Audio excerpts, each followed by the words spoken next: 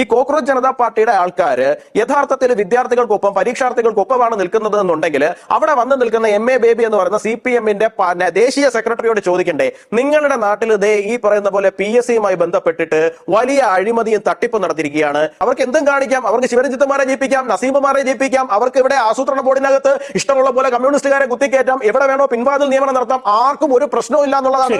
ഇവിടെ സെക്രട്ടേറിയറ്റിലേക്ക് മറ്റ് വിദ്യാർത്ഥി സംഘടനകൾ മാർച്ച് നടത്തുമ്പോൾ നിങ്ങളുടെ പോലീസ് എങ്ങനെയായിരുന്നു, പിണറായി വിജയന്റെ പോലീസ് എങ്ങനെയായിരുന്നു അവരെ സ്വീകരിച്ചിരുന്നത്? ബുക്കയും ജണ്ടും ഹാരവും ഒക്കെ കൊടുത്ത് പാലും വെള്ളവും ഒക്കെ കൊടുത്തായിരുന്നോ സ്വീകരിച്ചുകൊണ്ടിരുന്നത്? അതോ KSUക്കാരുടെ ABVP-കാരുടെയും തലയും കൈയും അടിച്ചു പൊട്ടിച്ചിട്ടായിരുന്നോ? നെയിം പ്ലേറ്റ് ഇല്ലാത്ത ആൾക്കാർ വന്നിട്ട് തല്ലി എന്നാണ് നിങ്ങൾ പറയുന്നത്. അത് എവിടെയാ തല്ലിയത്? നെയിം പ്ലേറ്റ് ഇല്ലാത്ത ആൾക്കാർ വന്ന് തല്ലിയെന്നുണ്ടെങ്കിൽ DYFI-യുടെ ഗുണ്ടകൾ ഇറങ്ങിയിട്ട് ഹെൽമെറ്റും ചെടിച്ചട്ടിയും വെച്ചിട്ട് അടിക്കുകയായിരുന്നു, ആൾക്കാരുടെ നെഞ്ചടിച്ചു പൊട്ടിക്കായിരുന്നു, തലയടിച്ചു പൊട്ടിക്കായിരുന്നു പ്രതിഷേധക്കാരുടെ. അപ്പൊ അവരുടെ വിദ്യാർത്ഥികളില്ലായിരുന്നോ? KSUക്കാരില്ലായിരുന്നോ?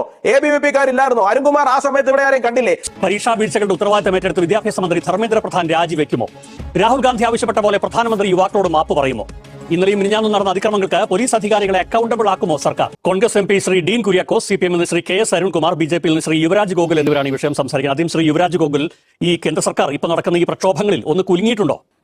ശ്രീ അയ്യപ്പദാസ്, അത് കുലുങ്ങിയോ ഇല്ലയോ എന്നൊക്കെ ചോദിക്കാന്ന് പറഞ്ഞാൽ ഇതൊരു ജനാധിപത്യ സംവിധാനത്തിലാണ് നമ്മൾ പ്രവർത്തിച്ചുകൊണ്ടിരിക്കുന്നത്. അപ്പൊ തീർച്ചയായിട്ടും ആ സംവിധാനത്തിനകത്ത് പ്രക്ഷോഭങ്ങൾ ഉണ്ടാവും, പ്രതിഷേധങ്ങൾ ഉണ്ടാവും. ആ പ്രതിഷേധങ്ങൾ ഉണ്ടാകുന്ന സമയത്ത് ചർച്ചകൾ ഉണ്ടാകണം, തീർച്ചയായിട്ടും ഉണ്ടാകണം. അതിനെയൊക്കെ ഈ കുലുങ്ങിയോ മടങ്ങിയോ അങ്ങനെയൊക്കെ ചോദിക്കുന്നതിനകത്ത് എന്തെങ്കിലും ശരിയുണ്ട് എന്ന് എനിക്ക് തോന്നുന്നില്ല. തീർച്ചയായിട്ടും അങ്ങയുടെ മാധ്യമ ഭാഷയിൽ അത് ചോദിക്കും, അതിനകത്ത് പ്രശ്നമൊന്നുമില്ല. പക്ഷെ അങ്ങ് പറഞ്ഞ ഇൻട്രോയിൽ നിന്ന് തുടങ്ങി അതിനൊരു മറുപടി പറയണമെന്നാണ് ഞാൻ ആഗ്രഹിക്കുന്നത്, മറ്റൊന്നും കൊണ്ടല്ല. അങ്ങ് പറഞ്ഞു 2015 ശ്രീ രാജ്നാഥ് സിംഗ് പറഞ്ഞു ഇത് NDA ആണ്, UPA അല്ല എന്ന് പറഞ്ഞു.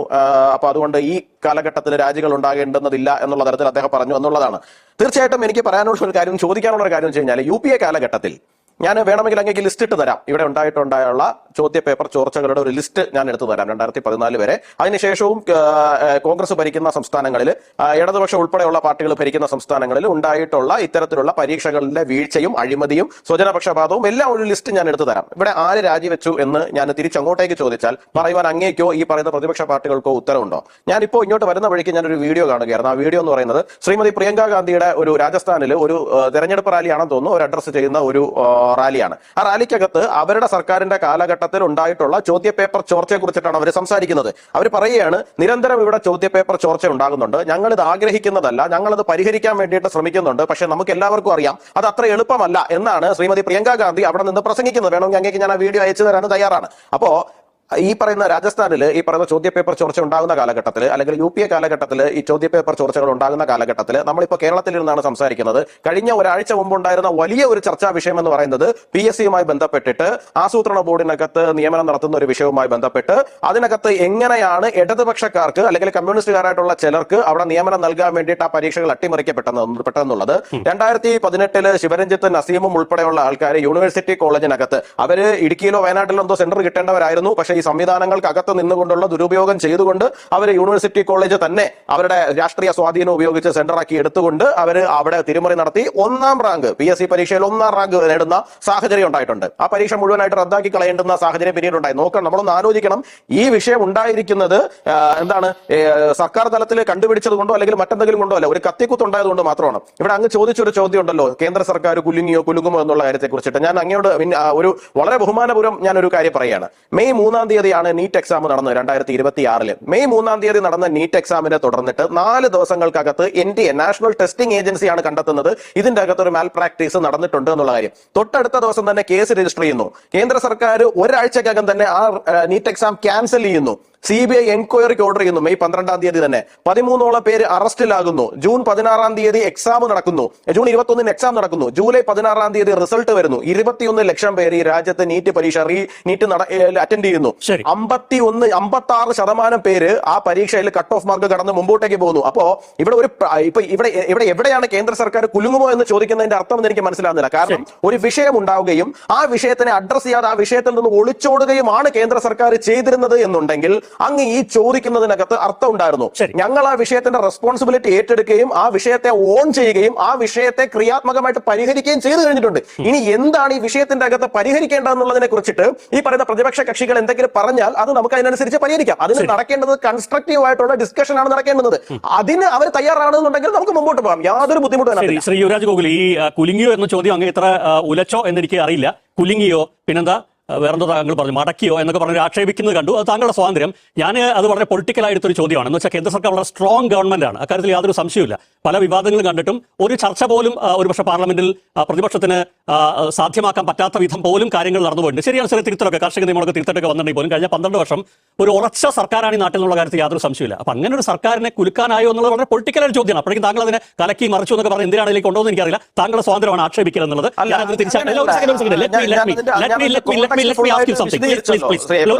ഒരു മിനിറ്റ് എനിക്ക് നമ്മൾ മനുഷ്യരെ അങ്ങോട്ടും ഇങ്ങോട്ടും ഞാൻ അങ്ങും കൂടി പറഞ്ഞതിന് തിരിച്ചു മറുപടി പറയാൻ മാത്രമാണ്. അങ്ങനെ എന്റെ ചോദ്യത്തെ ആക്ഷേപിച്ചപ്പോൾ ഞാൻ തിരിച്ചു താങ്കൾ ആക്ഷേപിക്കുകയല്ല. ഞാൻ BJP സർക്കാർ എന്ന ഒരു ഉറച്ച ഗവൺമെന്റിനെ കുലുക്കാൻ പറ്റുന്നുണ്ടോ എന്നുള്ള ഒരു പൊളിറ്റിക്കൽ ചോദ്യമാണ്. താങ്കൾക്ക് മനസ്സിലായില്ലെങ്കിൽ ഞാനത് എക്സ്പ്ലെയിൻ ചെയ്തു മാത്രം. ഇനിയൊരു കാര്യം, ഇപ്പൊ അങ്ങ് ചോദിച്ചു, ഇപ്പൊ നോക്കൂ, ചരിത്രം പരിശോധിച്ച രാജ്യത്ത് ആദ്യമല്ല പരീക്ഷാ പേപ്പർ ചോരുന്നത്. ഇപ്പോൾ 2014 2024 കണക്കെടുക്കുമ്പോൾ 89 ചോദ്യ പേപ്പർ ചോർന്നതാണ്. അതിൽ 41 BJP സർക്കാരുകൾ ഇരുന്നിടത്ത് ചോരുന്നത്. UP സമാജ്വാദി പാർട്ടി ഭരിച്ച UPയിലും കോൺഗ്രസ് ഭരിച്ച സംസ്ഥാനങ്ങളൊക്കെ ചോർന്നിട്ടുണ്ട്, ഇതിലൊന്നും സംശയമില്ല. അങ്ങ് ഇപ്പൊ ഈ വർഷം നീറ്റ് പരീക്ഷ എഴുതി തുടങ്ങിയ ശേഷം അത് NTA തന്നെ കണ്ടുപിടിച്ചു, അത് തിരുത്തി പരീക്ഷ നടത്തി, കുട്ടികൾ ജയിച്ചു, എല്ലാ കണക്കും പറഞ്ഞു. ഈ പരീക്ഷാ പ്രശ്നങ്ങൾക്കിടയിൽ മരിച്ചുപോയ 20ഓളം കുഞ്ഞുങ്ങളെ കുറിച്ച് അങ്ങ് പറഞ്ഞില്ല. ഒരു പ്രശ്നമുള്ളൂ, നോക്കൂ, ഈ നിരന്തരമായ പ്രശ്നങ്ങൾ. അത് നീറ്റിലെ ലീക്ക് മാത്രമല്ല, UGC നെറ്റ് റദ്ദാക്കേണ്ടി വന്നില്ലേ, CBSE വാല്യൂഷൻ ആവുന്നുണ്ട്. എന്തിനാണ് റീവാല്യൂഷന് കുട്ടികൾക്ക് സൈറ്റിലൊന്ന് കയറാൻ പറ്റാതെ പോയ ആ കുട്ടികളും രക്ഷിതാക്കളും അനുഭവിച്ച മനോവേദനയ്ക്കില്ല. ഇതിനൊരു അക്കൗണ്ടബിലിറ്റി എന്ന് പറയുന്ന സാധനം ഉണ്ടല്ലോ സാർ ഈ നാട്ടിൽ. അതേ ചോദ്യമുള്ളൂ, ആ അക്കൗണ്ടബിലിറ്റി സംഭവിച്ചോ? അപ്പൊ ഞങ്ങൾ തന്നെയല്ലേ നടത്തി, ഞങ്ങൾ തന്നെ കണ്ടുപിടിച്ചു എന്ന് പറയുന്നത് ആ ചോദ്യങ്ങൾ തീരുമോ? ഇല്ല അയ്യപ്പദാസ്, ഞാൻ എനിക്ക് അങ്ങയുടെ വികാരം മനസ്സിലാവുന്നുണ്ട്. നോക്കൂ, ഈ ഇപ്പൊ 12 കുട്ടികൾ 12 ആണോ 20 ആണോ വാട്ടവർ, ഒരു കുട്ടിയാണെങ്കിൽ പോലും അതൊരു വിഷയം തന്നെയാണ്. അല്ലാണ്ട് ഇപ്പോൾ 12 ഉള്ളൂ അല്ലെങ്കിൽ 20 ഇല്ല എന്ന് പറയുന്നതിനകത്തൊന്നും അർത്ഥമില്ല. ഒരു കുട്ടി അങ്ങനെ ആത്മഹത്യ ചെയ്യേണ്ടുന്ന ഒരു സാഹചര്യം ഉണ്ടായിട്ടുണ്ടെങ്കിൽ പോലും അത് അതീവ ദുഃഖകരമായിട്ടുള്ള ഒരു കാര്യമാണ്. മെയ് 15-ാം തീയതി നമ്മുടെ എഡ്യൂക്കേഷൻ മിനിസ്റ്ററായിട്ടുള്ള ശ്രീ ധർമ്മേന്ദ്ര പ്രധാൻ അദ്ദേഹം മുമ്പോട്ട് വരികയും രാജ്യത്തോട് മാപ്പ് പറയുകയും ആ കുട്ടികളോട് ഉൾപ്പെടെ കുടുംബങ്ങളോട് ഉൾപ്പെടെ മാപ്പ് പറയുകയും ചെയ്യുന്ന സാഹചര്യം ഉണ്ടായിട്ടുണ്ട്. ഞങ്ങൾ ഇതിന്റെ ഉത്തരവാദിത്വം ഏറ്റെടുക്കുന്നു. ഈ ഉത്തരവാദിത്വം ഏറ്റെടുക്കുക എന്ന് പറയുമ്പോൾ എന്താണ്, അതിനെ പരിഹരിക്കുക എന്നുള്ളതാണ് അതിന്റെ ഉത്തരവാദിത്വം എന്നാണ് ഞാൻ മനസ്സിലാക്കുന്നത്. അത് പരിഹരിക്കുവാൻ വേണ്ടിയിട്ടുള്ള നടപടികൾ സ്വീകരിച്ചിട്ടുണ്ട്. റീനീറ്റ് നടന്നിട്ടുണ്ട്. ആ റീനീറ്റ് നടന്നത് വളരെ സുതാര്യമായിട്ട് നടക്കുന്ന സാഹചര്യം ഉണ്ടായിട്ടുണ്ട്. അതിന്റെ റിസൾട്ട് വന്നിട്ടുണ്ട്. അത് മാത്രമല്ലല്ലോ, നമുക്കറിയാലോ 2000 ഇപ്പോ ഞാൻ ഈ അങ്ങ് ചോദിക്കുന്നതുകൊണ്ട് ഞാൻ മറുപടി പറയേണ്ടി വരുന്നതാണ് ചില വിഷയങ്ങൾ കൂടി ചേർത്തിട്ട്. അതായത് ഇപ്പോ ഈ ചർച്ചയുടെ കാര്യം പറയുന്നുണ്ട്. അങ്ങ് പറഞ്ഞൊരു കാര്യമാണ്, കുലുങ്ങിയോ എന്ന് അങ്ങ് ചോദിച്ചത് എന്താണ്, ഗവൺമെന്റ് ചർച്ച നടത്താൻ തയ്യാറാണോ അല്ലയോ എന്നുള്ള വിഷയത്തിലാണ് അങ്ങ് ഈ കുലുങ്ങിയോ എന്നുള്ള കാര്യം ചോദിച്ചത്. അതുകൊണ്ടാണ് ഞാനത് പറഞ്ഞത്. കാരണം ഗവൺമെന്റിനെ സംബന്ധിച്ചിടത്തോളം government is always open for discussion. Government എപ്പോഴും ചർച്ചകൾക്ക് വേണ്ടിയിട്ട് തയ്യാറാണ്. അത് കൺസ്ട്രക്റ്റീവ് ആയിട്ടുള്ള ചർച്ചകളുമായിട്ട് ആര് വന്നിരുന്നാലും ശരി തന്നെയാണ്. നമുക്ക് ആ വിഷയത്തിൽ ചർച്ച നടത്താം. ഈ നീറ്റുമായി ബന്ധപ്പെട്ടിട്ടുണ്ടായിട്ടുള്ള പ്രശ്നങ്ങൾ, കഴിഞ്ഞ കുറച്ച് കാലങ്ങളായിട്ട് നിൽക്കുന്ന പ്രശ്നങ്ങൾ, കഴിഞ്ഞ കുറച്ച് കാലങ്ങൾ എന്ന് പറഞ്ഞാൽ കഴിഞ്ഞ 5 6 വർഷമോ 10 വർഷമോ അല്ല, ഇത് കാലാകാലങ്ങളായിട്ട് ഇതിനു മുമ്പ് മെഡിക്കൽ എൻട്രൻസുകൾ സ്റ്റേറ്റ് ഗവൺമെന്റുകൾ നടത്തിക്കൊണ്ടിരുന്ന കാലഘട്ടത്തിൽ ഉണ്ടായിരുന്ന ഹ്യൂജ് കറപ്ഷനെ കുറിച്ചിട്ട് നമുക്കറിയാം. ഹ്യൂജ് മാൽ പ്രാക്ടീസുകൾ അതിനകത്ത് നടന്നിരുന്നത്. അപ്പൊ ഇത് ഇന്നോ ഇന്നലെയോ തുടങ്ങിയ വിഷയമല്ല. ഇത് എന്തെങ്കിലും ഒരു പോയിന്റിൽ നമ്മൾ ഇതിനെ പരിഹരിച്ചാലേ പറ്റുള്ളൂ. അപ്പൊ ISROയുടെ മുൻ ചെയർമാനായിരുന്ന രാധാകൃഷ്ണൻ സാർ ഒരു കമ്മിറ്റി ഫോം ചെയ്യും, അദ്ദേഹത്തിന്റെ അധ്യക്ഷതയിൽ കമ്മിറ്റി ഫോം ചെയ്യും. ഒരു പുതിയ സ്ട്രക്ചറൽ റീവാമ്പിങ്ങിനെ കുറിച്ചിട്ട് അദ്ദേഹം സജസ്റ്റ് ചെയ്യുകയും ആ സജഷൻ 2027 മുതൽ നമ്മൾ ഇംപ്ലിമെന്റ് ചെയ്യുകയാണ്. അതായത് നിലവിൽ നടന്നുകൊണ്ടിരുന്ന നീറ്റിന്റെ ഏറ്റവും ലാസ്റ്റ് എപ്പിസോഡാണ് 2026 നമ്മൾ കണ്ടു കഴിഞ്ഞത്. അപ്പോൾ 2027 പുതിയ ഒരു കാര്യം നടക്കുകയാണ്. അപ്പൊ നമുക്ക് ഈ വിഷയത്തിനെ വളരെ പോസിറ്റീവായിട്ടാണ് അഡ്രസ് ചെയ്യേണ്ടതെന്നാണ് ഞാൻ വിശ്വസിക്കുന്നത്. അതിനകത്തൊരു കൺസ്ട്രക്റ്റീവ് ക്രിറ്റിസിസം ഉണ്ടാകണം, കൺസ്ട്രക്റ്റീവ് ആയിട്ടുള്ള ഡിസ്കഷനും നടക്കണം. ഇപ്പൊ നോക്കൂ, ഈ 65-ലാണ് ലാൽ ബഹാദൂർ ശാസ്ത്രി തമിഴ്നാട്ടിൽ ഒരു വലിയ തീവണ്ടി അപകടം ഉണ്ടായ ശേഷം, ട്രെയിൻ അപകടം, ഇന്ന് ട്രെയിനിനെ പറയാൻ പറ്റൂ, തീവണ്ടി എന്ന് പറയാൻ പറ്റില്ല, അപകടം ഉണ്ടായി രാജിവെക്കുന്നത്. അപ്പൊ അദ്ദേഹം ആ പൈലറ്റ്, ആ ട്രെയിനിന്റെ പൈലറ്റ് ആയിരുന്നിട്ടൊന്നല്ലോ അദ്ദേഹം രാജിവെക്കുന്നത്. ഒരു സിസ്റ്റത്തിന്റെ പരാജയമാണ്, ഒരു സിസ്റ്റത്തിന്റെ വീഴ്ചയാണ്. അതിനൊരാൾ ഒരു റെസ്പോൺസിബിലിറ്റി ഏറ്റെടുത്ത് സ്റ്റെപ്പ് ഡൗൺ ചെയ്യുന്നു എന്ന് പറഞ്ഞാൽ അയാൾ കുറ്റക്കാരനെ അല്ലല്ലോ, അയാൾ കുറ്റക്കാരൻ തെളിവ് എന്നല്ലല്ലോ, അതൊരു അക്കൗണ്ടബിലിറ്റി ഏറ്റെടുക്കലാണ്. ഇവിടെ ഈ വിദ്യാഭ്യാസ മന്ത്രിയുടെ രാജി ആവശ്യപ്പെടുന്നത് അതുകൊണ്ട് പ്രധാനമന്ത്രി രാജി ആരെങ്കിലും വേണം, ഒരു സെക്കൻഡ്, പ്രധാനമന്ത്രി രാജി ആരെങ്കിലും ആവശ്യപ്പെടുന്ന പറഞ്ഞാൽ അതൊരു യുക്തി രഹിതം എന്ന് പറയാം. പക്ഷെ ഇത് ബന്ധപ്പെട്ട മന്ത്രിയുടെ ആ സ്ഥാനത്തുള്ള മാറി നിൽക്കൽ എന്ന് പറയുന്നത് അതല്ലേ അക്കൗണ്ടബിലിറ്റി എന്നുള്ളതാണ് ചോദ്യം. അല്ല, തീർച്ചയായിട്ടും അങ്ങയുടെ ചോദ്യം വളരെ റിലവന്റ് ആണ്. ഞാൻ പറയുന്നത് അതിനകത്ത് ഒരു മോറൽ റെസ്പോൺസിബിലിറ്റി ഉണ്ട്. ആ മോറൽ റെസ്പോൺസിബിലിറ്റിയിൽ നിന്ന് ഒഴിഞ്ഞു മാറാൻ വേണ്ടിയിട്ട് സാധിക്കില്ല. ഇപ്പോൾ ഇത് 2 സ്ഥലത്ത് മാത്രമായിട്ട് ബന്ധപ്പെട്ട് നടന്നിരിക്കുന്ന വിഷയമാണ്. ചിലപ്പോൾ അടുത്ത റൗണ്ടിൽ പറയാനുള്ള സാഹചര്യം ഉണ്ടാവുകയാണെങ്കിൽ ഞാൻ അതിനകത്ത് പറയാം. അതിന്റെ 2 സ്ഥലത്ത് നടന്നത് ആയാൽ പോലും അതിന്റെ മോറൽ റെസ്പോൺസിബിലിറ്റിയിൽ നിന്ന് ഒഴിഞ്ഞു മാറാൻ വേണ്ടിയിട്ട് സാധിക്കില്ല. നോക്കൂ, ഇവിടെ മെയ് 3-ാം തീയതി തുറന്ന പരീക്ഷ, ഞാൻ നേരത്തെ പറഞ്ഞതുപോലെ തന്നെ 4 ദിവസത്തിനകത്ത് ഇത് മനസ്സിലാവുകയാണ്. അപ്പോൾ അവിടുത്തെ ഏറ്റവും അടിയന്തരമായിട്ടുള്ള ഒരു കാര്യം എന്ന് പറയുന്നത്, നടപടി സ്റ്റെപ്പ് ഉണ്ടാകേണ്ടതെന്ന് പറയുന്നത് ഈ പ്രശ്നം പരിഹരിക്കുക എന്നുള്ളതിനകത്താണ്. അതായത് ഒരു റീനീറ്റ് നടക്കുക, അത് സുതാര്യമായിട്ട് നടക്കുക എന്നുള്ളതാണ്. അതിൽ നിന്ന് ഒളിച്ചോടുന്നത് കൊണ്ട് എന്തെങ്കിലും കാര്യമുണ്ടെന്ന് എനിക്ക് തോന്നുന്നില്ല. ഇപ്പോൾ ശ്രീ ധർമ്മേന്ദ്ര പ്രധാന്റെ രാജിയാണ് ആവശ്യമെന്നുണ്ടെങ്കിൽ തീർച്ചയായിട്ടും പാർലമെന്റിനകത്ത് ചർച്ച നടക്കട്ടെ. ചർച്ച നടന്നതിന് ശേഷം അങ്ങനെ ഒരു രാജിയിലേക്ക് എത്തേണ്ടുന്ന സാഹചര്യം ഉണ്ടെന്നുണ്ടെങ്കിൽ രാജി വെക്കട്ടെ. അതിനകത്തൊന്നും ആർക്കും എതിരഭിപ്രായങ്ങളില്ല. പക്ഷെ ഞാൻ പറഞ്ഞു വന്നത്, ഈ രാജിയാണ് എല്ലാത്തിന്റെയും പരിഹാരം എന്നുള്ളതല്ല. അപ്പോൾ അതിനകത്തൊരു മോറൽ റെസ്പോൺസിബിലിറ്റി ഉണ്ട്, തീർച്ചയായിട്ടും ഉണ്ട്. അദ്ദേഹം രാജ്യത്തോട് വന്ന് മാപ്പ് പറയുകയും ചെയ്തിട്ടുണ്ട്. ഇവിടെ നടക്കേണ്ടത് എന്താണ്? ഒരു പ്രശ്നം ഉണ്ടായി കഴിഞ്ഞാൽ ആ പ്രശ്നത്തിന് ഒരു സൊല്യൂഷൻ കണ്ടെത്തണം. ആ സൊല്യൂഷൻ 2026 റീനീറ്റിൽ നടന്നു കഴിഞ്ഞു. 2027 മുതൽ പുതിയൊരു സാഹചര്യത്തിലേക്കാണ് നമ്മൾ പരീക്ഷയിലേക്ക് പോകുന്നത്. അപ്പൊ നമുക്ക് എന്താണ്, അപ്പൊ ആ റെസ്പോൺസിബിലിറ്റി ഒളിച്ചോടുകയല്ല ചെയ്യുന്നത്. രാജ്യം മാത്രമല്ല അതിനൊരു പരിഹാരം എന്നുള്ളതാണ്. ശരി, ഞാൻ അങ്ങനെയൊക്കെ തിരിച്ചു വരാം. ശ്രീ ഡീൻ കുര്യാക്കോസ്, അപ്പോ ഈ ധാർമ്മികമായിട്ടുള്ള ഉത്തരവാദിത്തമുള്ള വളരെ പ്രധാനം തന്നെ. പക്ഷേ എന്താണ് ആ സിസ്റ്റത്തെ ശരിയാക്കുക? അത് ഇതിനകം തന്നെ ശരിയാക്കി കഴിഞ്ഞു എന്നുള്ളതാണ് ശ്രീ യുവരാജിന്റെ വാദം. ഒരുപക്ഷെ ഇപ്പോൾ നടക്കുന്ന സമരങ്ങളെയോ അല്ലെങ്കിൽ സമരക്കാരെ കുറിച്ചൊന്നും അദ്ദേഹം ഘട്ടത്തിൽ പറഞ്ഞിട്ടില്ല. ഒരുപക്ഷെ ബി ജെ പി നേതാക്കൾ അതിനെക്കുറിച്ചൊക്കെയും പലതരത്തിൽ വ്യാഖ്യാനിക്കുന്നൊക്കെ ഉണ്ട്. അത് അവർ ചെയ്യും, സ്വാഭാവികം മാത്രം. നിങ്ങൾ അതിന് മറുപടിയും കൊടുക്കുക. ഒരു പൊളിറ്റിക്കൽ ഡിസ്കോഴ്സ് എന്ന് പറഞ്ഞതാണല്ലോ. എന്റെ ചോദ്യം അതല്ല. ഇപ്പോൾ ഈ ഏതറ്റം വരെ ഇത് പോകും എന്നാണ് നിങ്ങൾ വിചാരിക്കുന്നത്? നോക്കൂ, ചർച്ചയുടെ ഇപ്പോൾ സഭയ്ക്കകത്താണ് ചർച്ചയുടെ കാര്യം പറഞ്ഞു, ചട്ടം പറഞ്ഞു, അങ്ങോട്ടും ഇങ്ങോട്ടൊക്കെ പറഞ്ഞു, സഭ പിരിഞ്ഞു. ഇവിടെ ശ്രീ യുവരാജ് ചൂണ്ടിക്കാണിച്ചതായിട്ടുള്ള ഒന്ന് രണ്ട് കാര്യങ്ങൾ, ഒന്നിട്ടല്ല, അദ്ദേഹത്തിന്റെ ഗൗരവപൂർണ്ണമായിട്ടുള്ള സംഭാഷണം ഞാൻ ശ്രദ്ധിക്കുകയായിരുന്നു. അതായത് എങ്ങനെ ധർമ്മേന്ദ്ര പ്രധാൻ എന്ന് പറയുന്ന വിദ്യാഭ്യാസ വകുപ്പ് മന്ത്രി രാജിവെക്കേണ്ടതില്ല എന്നുള്ളതായിരുന്നു അദ്ദേഹത്തിന്റെ സംഭാഷണത്തിലെ ഏറ്റവും കാതൽ. ഞാൻ ചൂണ്ടിക്കാണിക്കുന്ന ഒന്ന് രണ്ട് കാര്യങ്ങൾ. അതായത് വസ്തുനിഷ്ഠമായിട്ട് മാത്രമേ ഞാൻ ഈ ചർച്ചയിൽ പങ്കെടുക്കുന്നുള്ളൂ. ഞാൻ പാർലമെന്റിലെ എഡ്യൂക്കേഷൻ സ്റ്റാൻഡിംഗ് കമ്മിറ്റിയുടെ അംഗമാണ്. ഞാൻ അംഗമായിട്ടുള്ള കമ്മിറ്റിയിൽ ബി ജെ പിയുടെ അംഗങ്ങൾ എന്ന് പറയുന്നത് ബി ജെ പിയുടെ ഏറ്റവും സീനിയർ ആയിട്ടുള്ള നേതാവ് ശ്രീ രവിശങ്കർ പ്രസാദ് ഉൾപ്പെടെയുള്ള ബി ജെ പിയുടെ വക്താവായിട്ടുള്ള സാംബിത് പാത്രയെ പോലെ, ആന്ധ്രാപ്രദേശിൽ നിന്നുള്ള ഡി പുരന്ദരേശ്വരിയെ പോലെയുള്ള സുഷമ സ്വരാജിന്റെ മകളടക്കമുള്ള ഏറ്റവും എമിനന്റ് ആയിട്ടുള്ള പാർലമെന്റ് അംഗങ്ങളാണ് എഡ്യൂക്കേഷൻ സ്റ്റാൻഡിംഗ് കമ്മിറ്റിയിൽ അവരുടെ പാർട്ടിയെ പ്രതിനിധീകരിക്കുന്നത്. കോൺഗ്രസ് പാർട്ടിയെ പ്രതിനിധീകരിച്ച് ഞാൻ ഉൾപ്പെടെയുള്ള അംഗങ്ങളുണ്ട്. ഇവിടെ ഈ പറയപ്പെടുന്ന എന്താണ് ധർമ്മേന്ദ്ര പ്രധാന് സംഭവിച്ചിരിക്കുന്നത്, അഥവാ ബി ജെ പി ഗവൺമെന്റിന് സംഭവിച്ചിട്ടുള്ള പാളിച്ച എന്നതിനെ സംബന്ധിച്ച് വ്യക്തമാക്കാൻ ഞാൻ ആഗ്രഹിക്കുകയാണ്. അതായത് 2017 NTA എന്ന് പറയുന്ന നാഷണൽ ടെസ്റ്റിംഗ് ഏജൻസി വന്നിട്ടുള്ളത് എല്ലാവർക്കും അറിയാം. അതൊരു സെൽഫ് ഫിനാൻസിങ് സെറ്റപ്പാണ്. അതിന് മേലെ ഗവൺമെന്റിന് വലിയ നിയന്ത്രണമൊന്നുമില്ല. അപ്പോൾ അതിനനുസരിച്ചുള്ള ഒരു ഒരു സർക്കാരിന്റെ ഭാഗത്ത് നിന്ന് യാതൊരു നടപടിയും ആ സംവിധാനത്തിനെതിരെ നാളിതുവരെ ഉണ്ടായിട്ടില്ല. സർക്കാരിന്റെ ഭാഗത്തു നിന്നുള്ള 2 ഹയർ ഒഫീഷ്യൽസ്, ഡയറക്ടർ ജനറൽ എന്ന് പറയുന്ന ഏറ്റവും ഉന്നത ഉദ്യോഗസ്ഥനും അതിന് താഴെയുള്ള ഒരു ഉദ്യോഗസ്ഥനും കഴിഞ്ഞാൽ ഏതാണ്ട് 130ഓളം വരുന്ന എംപ്ലോയീസ് എന്ന് പറയുന്നത് കോൺട്രാക്ട് ലേബേഴ്സാണ്. ആരെ നിയമിക്കുന്നു, ആര് വരുന്നു, ആര് പോകുന്നു, ഇതിനൊന്നും സർക്കാരിന് യാതൊരു നിയന്ത്രണമില്ല. 2017 മുതൽ നാളിതുവരെയുള്ള ഈ NDA ഗവൺമെന്റിന്റെ കാലഘട്ടത്തിൽ തന്നെ നടന്നതായിട്ടുള്ള പോരായ്മകളെ സംബന്ധിച്ച്, പരിമിതികളെ സംബന്ധിച്ച് ഞങ്ങളുടെ പാർലമെന്ററി സ്റ്റാൻഡിംഗ് കമ്മിറ്റി വിശദമായി പരിശോധിക്കുകയും തുടർച്ചയായി 2021, 22, 24, 25, 26 വിവിധ കേന്ദ്ര പരീക്ഷകൾ, പ്രത്യേകിച്ചും NDA നടത്തിയിട്ടുള്ള പരീക്ഷകളിൽ നടന്നിട്ടുള്ള ക്രമക്കേടുകളെ സംബന്ധിച്ച് വിശദമായി പരിശോധന നടത്തുകയും ഇത് സംബന്ധിച്ച് സർക്കാരിന്റെ ഭാഗത്ത് നിന്ന് ഏതെല്ലാം നിലയിലുള്ള തിരുത്തലുകളാണ് വേണ്ടത് എന്നുള്ള കൃത്യമായ നിർദ്ദേശങ്ങൾ സർക്കാരിന് കൊടുത്തിട്ടുണ്ട്. 2024 ഇന്നതിന് സമാനമായ നിലയിലുള്ള NDA നടത്തിയിട്ടുള്ള ഈ പറയപ്പെടുന്നത് പോലെയുള്ള നീറ്റ് പരീക്ഷ ചോദ്യപേപ്പർ ചോർച്ചയാണ് ഉണ്ടായിട്ടുള്ളത്. അതിനുശേഷമാണ് ഡോക്ടർ രാധാകൃഷ്ണൻ കമ്മിറ്റി രൂപീകൃതമാകുന്നത്. ഇവിടെ രാധാകൃഷ്ണൻ കമ്മിറ്റിയെ സംബന്ധിച്ച് അദ്ദേഹം സൂചിപ്പിച്ചല്ലോ. രാധാകൃഷ്ണൻ കമ്മിറ്റി റിപ്പോർട്ട് എന്നാണ് സുഹൃത്തെ സമർപ്പിച്ചത് ഈ ഗവൺമെന്റ് മുമ്പാകെ? എന്നാണ് സമർപ്പിച്ചത്? 2024 തന്നെ അതിനെ സംബന്ധിച്ചുള്ള ശുപാർശകൾ സമർപ്പിക്കപ്പെട്ടു. ഞാൻ ഈ കഴിഞ്ഞതിന് മുന്നിലത്തെ ആഴ്ച പങ്കെടുത്ത കമ്മിറ്റിയിൽ ഡോക്ടർ രാധാകൃഷ്ണൻ ഉൾപ്പെടെയുള്ള ആ കമ്മിറ്റി മെമ്പേഴ്സ് ഹാജരായിരുന്നു. അപ്പൊ ഈ പറയപ്പെടുന്നത് പോലെ ഡോക്ടർ രാധാകൃഷ്ണന്റെ ശുപാർശകൾ വന്നതിന് ശേഷം ഈ കഴിഞ്ഞ ഡിസംബർ മാസത്തിൽ, അതായത് കഴിഞ്ഞ അധ്യയന വർഷത്തിലെ ഡിസംബർ മാസത്തിൽ തന്നെ ഇനിയുള്ള നീറ്റ് പരീക്ഷയിൽ, ഇനി അതല്ലെങ്കിൽ ഈ പറയുന്ന നാഷണൽ ടെസ്റ്റിംഗ് ഏജൻസി നടത്തുന്നതായിട്ടുള്ള പരീക്ഷയിൽ മുൻ കാലഘട്ടങ്ങളിലെ അനുഭവം വെച്ചുകൊണ്ട് ഇനി ഒരു തനിയാവർത്തനം ഉണ്ടാകാതിരിക്കാൻ വേണ്ടിയതായിട്ടുള്ള മുഴുവൻ കരുതലുകളെയും സംബന്ധിച്ചുള്ള ശുപാർശകൾ പാർലമെന്ററി സ്റ്റാൻഡിംഗ് കമ്മിറ്റി ഗവൺമെന്റ് കൊടുത്തിട്ടുണ്ട്. രാഹുൽ ഗാന്ധി സ്ഥലത്തില്ലാത്തതുകൊണ്ടാണ്, അദ്ദേഹം പുറത്തെവിടെയായിരുന്നു, അദ്ദേഹത്തിന് തോന്നുമ്പോഴാണല്ലോ സമരം എന്നൊക്കെ പറഞ്ഞ് കോൺഗ്രസിനെ ആക്ഷേപിക്കുന്ന അങ്ങ് കേട്ടിട്ടുണ്ടാവും. ബി ജെ പി നേതാക്കൾ ഒരുപാട് പേര് അത് ചെയ്യുന്നുണ്ട്. ഒരു പക്ഷേ ഈ CJP എന്ന ഒരു മൂവ്മെന്റ് വന്ന ശേഷം ഇപ്പൊ രാജ്യത്ത് ഒരു മിനിറ്റ് അടുത്ത റൗണ്ടിൽ വരാം. അപ്പൊ ഞാനത് പരാമർശിച്ച് പോയെന്നുള്ളൂ. അതായത് CJP പോലൊരു മൂവ്മെന്റ് വന്നപ്പോൾ ഇതൊക്കെ എന്തുകൊണ്ടാണ് ഇവിടുത്തെ വ്യവസ്ഥാപിത പ്രതിപക്ഷം ഏറ്റെടുക്കാത്തുള്ള ചോദ്യം ഇപ്പോഴല്ല, ഒരു പക്ഷേ ആഴ്ചകൾക്ക് മുമ്പ് തന്നെ പലരും ഈ നാട്ടിൽ ചോദിച്ചതാണ്. ഞാൻ ആ കോൺടെക്സ്റ്റിൽ പറഞ്ഞതേ ഉള്ളൂ. ബഹുമാനപ്പെട്ട BJPയുടെ പ്രതിനിധി പറഞ്ഞു, ചർച്ചയ്ക്ക് തയ്യാറായില്ലോ, അതുകൊണ്ട് ഇനി എന്തിനാണ് രാജി, പാർലമെന്റിനകത്തും ചർച്ച ചെയ്യാം, പുറത്തും ചർച്ച ചെയ്യാം, അതുകൊണ്ട് ഇപ്പോൾ ഒരു പ്രശ്നമില്ല എന്ന രൂപത്തിലാണ് പറയുന്നത്. സാധാരണ BJP പ്രതിനിധികൾ പറയുന്ന ഒരു തീവ്രത ഇന്നത്തെ ചർച്ചയിലില്ല.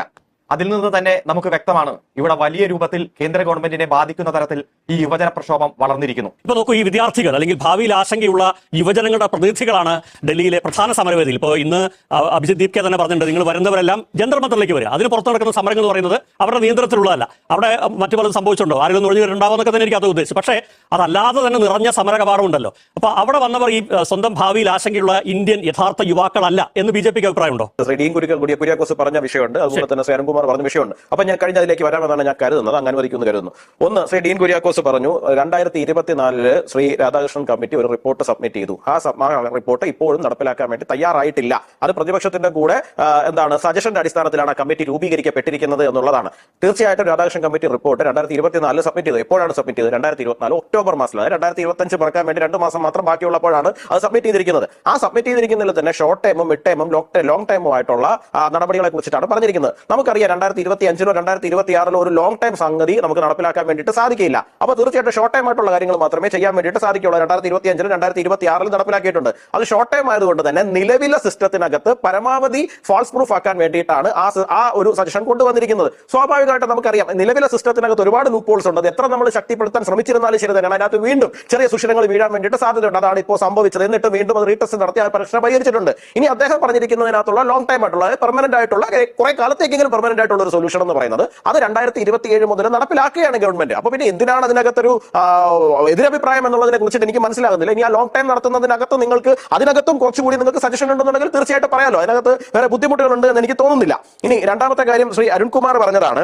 ഞാൻ പറഞ്ഞു ചർച്ച നടത്താം എന്ന് പറഞ്ഞല്ലോ, അതുകൊണ്ട് രാജി വേണ്ട എന്ന് ഞാൻ പറഞ്ഞു. ഞാൻ എപ്പോഴാണ് അരുൺകുമാറെ അങ്ങനെ പറഞ്ഞത്? ഞാൻ പറഞ്ഞ വിഷയം എന്ന് പറഞ്ഞു കഴിഞ്ഞാൽ നിലവിലുണ്ടായിരുന്ന ഒരു പ്രശ്നത്തിനെ പരിഹരിക്കുക എന്നുള്ളതായിരുന്നു പ്രധാനപ്പെട്ട കാര്യം. ആ പ്രശ്നം പരിഹരിക്കപ്പെട്ടിട്ടുണ്ട്. ലോങ് ടൈമിലേക്കുള്ള പ്രശ്നത്തിന് പരിഹാരമായിട്ട് അടുത്ത വർഷം മുതൽ കമ്പ്യൂട്ടർ ബേസ്ഡ് ടെസ്റ്റ് വരികയുമാണ്. ഫുള്ളി ഡബിൾ എൻക്രിപ്റ്റഡ് ആയിട്ടുള്ള ക്വസ്റ്റ്യൻ പേപ്പേഴ്സ് ഉൾപ്പെടെയുള്ള കമ്പ്യൂട്ടർ ബേസ്ഡ് ടെസ്റ്റ് വരികയാണ്. അപ്പോൾ തീർച്ചയായിട്ടും ആ പ്രശ്നത്തിനെ പരിഹരിക്കപ്പെട്ടിട്ടുണ്ട്. ഇനി ഒരു മോറൽ റെസ്പോൺസിബിലിറ്റി എടുത്ത് രാജി വേണം എന്നുണ്ടെങ്കിൽ തീർച്ചയായിട്ടും അതിന്റെ പുറത്ത് നമുക്ക് ചർച്ചയാകാമെന്നാണ് പറഞ്ഞത്. അല്ലാണ്ട് മന്ത്രി ചർച്ചയ്ക്ക് തയ്യാറായിട്ടുണ്ട്, അതുകൊണ്ട് രാജിവെക്കേണ്ട ആവശ്യമേ ഇല്ല. മന്ത്രിയുടെ രാജി ചർച്ചയാകാമെന്നൊരു നിലപാട് സർക്കാരിനുണ്ടോ? അല്ല, ചർച്ചയാകാമല്ലോ. ചർച്ചയാകുന്ന സമയത്ത് അദ്ദേഹത്തിന് മോറൽ റെസ്പോൺസിബിലിറ്റി എടുത്ത് അദ്ദേഹം ചിലപ്പോൾ രാജിവെക്കുകയായിരിക്കും, ചിലപ്പോൾ അദ്ദേഹത്തിനെ മാറ്റി മറ്റൊരാളെ കൊണ്ടുവരികയായിരിക്കും. എന്തായാലും ഒരു ക്യാബിനറ്റ് റീഷഫിൾ വരികയല്ലേ.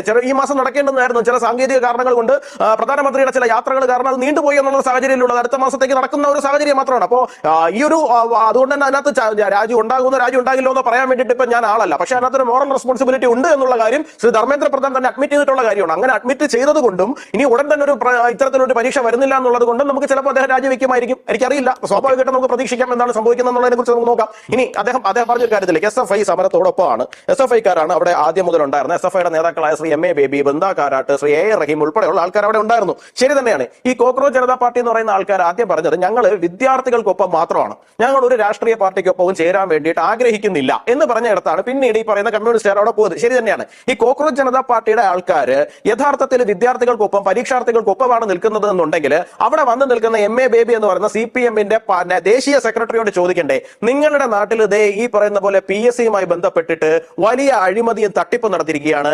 മെറിറ്റിൽ അരുൺകുമാർ വലിയ രീതിയിൽ സംസാരിച്ചല്ലോ. എന്താണോ കുട്ടികൾ കഷ്ടപ്പെട്ട് പഠിച്ചു വരുന്നു, അവർക്കൊന്നും ലഭിക്കാത്ത സാഹചര്യം ഉണ്ടാക്കുന്നു, പരീക്ഷകൾ തകർന്നു കഴിഞ്ഞാൽ ഈ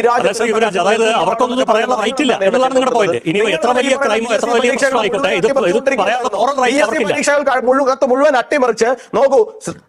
അല്ല, അതാണ് ഞാൻ ചോദിക്കുന്നത്. അല്ല, ഞാൻ ചോദിക്കുന്നതെന്ന് പറഞ്ഞു കഴിഞ്ഞാൽ ഇവര് വരുമ്പോൾ സ്വാഭാവികമായിട്ട് അത് ചോദിക്കണ്ടേ? അത് ചോദിക്കുന്നില്ല. പകരം എന്താണ് ഈ പറയുന്ന മോറൽ റെസ്പോൺസിബിലിറ്റി കമ്മ്യൂണിസ്റ്റുകാർ ഏറ്റെടുക്കുകയേ വേണ്ട. കമ്മ്യൂണിസ്റ്റുകാർക്ക് യാതൊരു തരത്തിലുള്ള റെസ്പോൺസിബിലിറ്റി ഇല്ല. അവർക്ക് എന്തും കാണിക്കാം. അവർക്ക് ശിവരഞ്ജിത്തുമാരെ ജയിപ്പിക്കാം, നസീബുമാരെ ജയിപ്പിക്കാം, അവർക്ക് ഇവിടെ ആസൂത്രണ ബോർഡിനകത്ത് ഇഷ്ടമുള്ള പോലെ കമ്മ്യൂണിസ്റ്റുകാരെ കുത്തിക്കയറ്റാം, എവിടെ വേണോ പിൻവാതിൽ നിയമനം നടത്താം. ആർക്കും ഒരു പ്രശ്നവും ഇല്ല എന്നുള്ളതാണ്.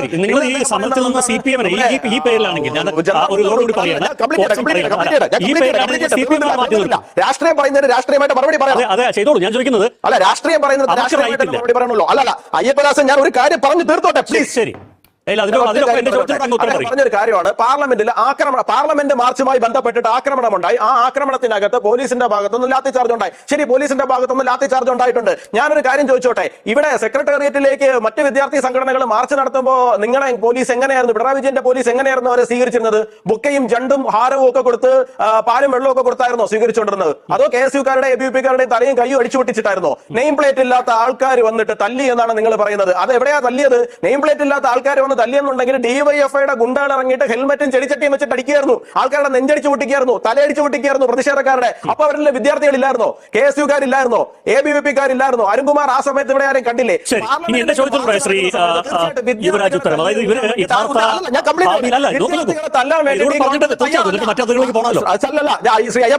വിദ്യാർത്ഥികളെ തല്ലാൻ വേണ്ടിയിട്ട് ഈ ഗവൺമെന്റ് തയ്യാറല്ല. ഞാൻ വീണ്ടും ആവർത്തിച്ച് പറയുകയാണ്. അവർ 20-21 ദിവസം അവർ ജന്തർ മന്ദറിൽ സമാധാനപരമായി സമരം നടത്തി. ആ ജന്തർ മന്ദറിലേക്ക് ഒരു ദിവസത്തേക്ക് പെർമിഷൻ എടുത്തിട്ടാണ്, പിന്നെ പെർമിഷൻ ഇല്ലാണ്ടാണ് അവർ അവിടെ സമരം നടത്തിയത്. എന്തെങ്കിലും തരത്തിലുള്ള പ്രശ്നം പോലീസിന്റെ ഭാഗത്തുനിന്നുണ്ടായോ?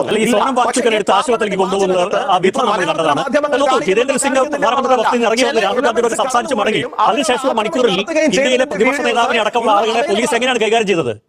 ഇന്ത്യയുടെ പ്രതിപക്ഷ നേതാവ്, ഞാനൊരു കാര്യം ചോദിക്കട്ടെ, കേരളത്തിന്റെ പ്രതിപക്ഷ നേതാവ് നാളെ ക്ലിഫ് ഹൗസിന്റെ ഫ്രണ്ടിൽ ചെന്ന് സമരം ചെയ്യാൻ ഇരുന്നു കഴിഞ്ഞാൽ എങ്ങനെയായിരിക്കും കേരളത്തിന്റെ പോലീസ് കൈകാര്യം ചെയ്യുക? ക്ലിഫ് ഹൗസ് എത്തുന്നതിന് മുമ്പ് ബാരിക്കേഡ് കെട്ടി തടയോ അതോ ക്ലിഫ് ഹൗസിന്റെ അകത്തേക്ക് കയറി പോയിക്കോളൂ എന്ന് പറയോ? ഇല്ലല്ലോ. ക്ലിഫ് ഹൗസിന്റെ അകത്തേക്ക് സാധാരണഗതിയിൽ സൗഹൃദ സന്ദർശനത്തിന് പോകുകയാണെങ്കിൽ കയറി പോകാം. അവിടെ സമരം ചെയ്യാൻ വേണ്ടി ആളെയും കൂട്ടി പോയി കഴിഞ്ഞാൽ ഡൽഹി എന്ന് പറയുന്നത് നമുക്കറിയാം അതീവ സുരക്ഷാ മേഖലയാണ്, സുരക്ഷാ പ്രാധാന്യമുള്ള മേഖലയാണ്.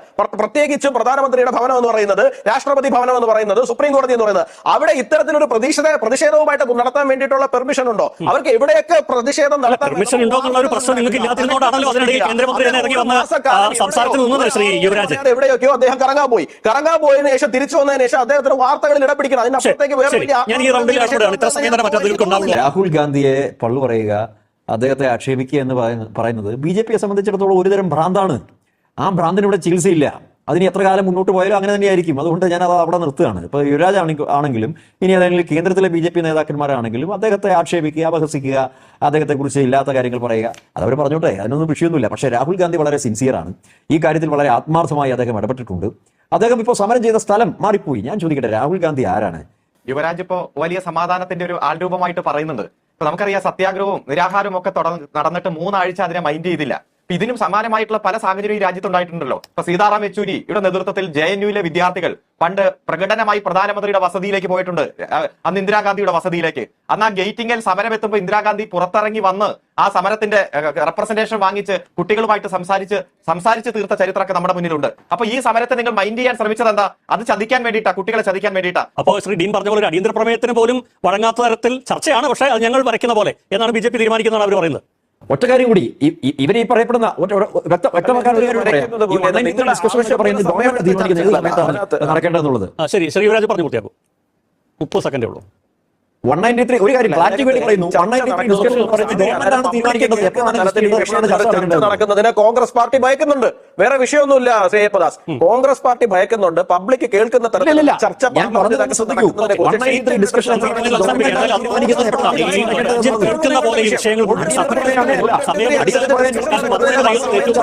രാജി പോലെ തന്നെ നടക്കുമോ നമുക്ക് നോക്കാം.